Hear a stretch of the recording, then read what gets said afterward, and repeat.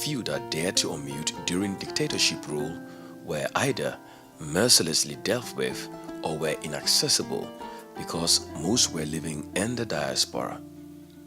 The diasporans in the neighboring countries did their best to connect with their families, while those in Europe, America, and beyond had to endure not seeing their families and loved ones.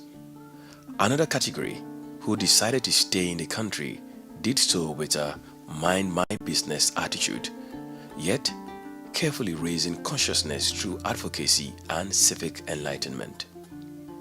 The Barrow regime had to learn the best practices of leading in a democratic atmosphere and bringing development at the same time, which his predecessors did not have to endure.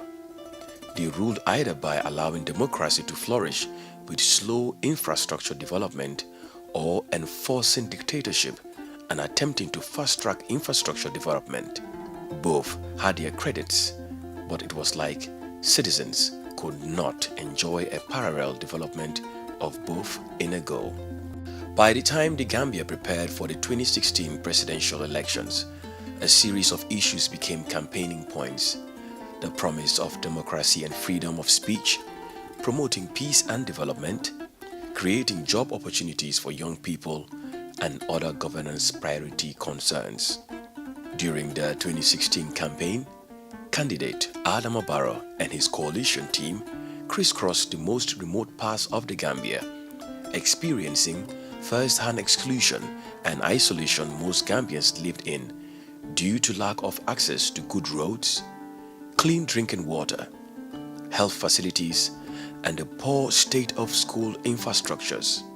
They experienced that having access to electricity was a dream for many and not even considered a priority in their lives. Access to markets for their hard labor and products was minimal and challenging. At the institutional level, professional civil servants were constrained by continuous censorship, uncertainty, and frustration to initiating and implementing policies and programs without interference and harassment. At the international level, the country's image was shattered with embarrassing diplomatic policies, worse news of extrajudicial killings, maiming, and wrongful imprisonment of political opponents. The political impasse from December 2016 to January 2017 further increased the instability and risk citizens had to endure.